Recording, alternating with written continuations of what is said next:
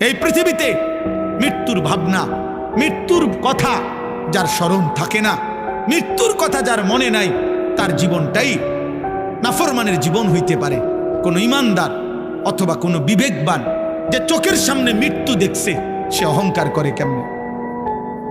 যে চোখের সামনে অনিশ্চিত মৃত্যু দেখে, সে দুনিয়া নিয়া এত পাগল পারা হয় কেন?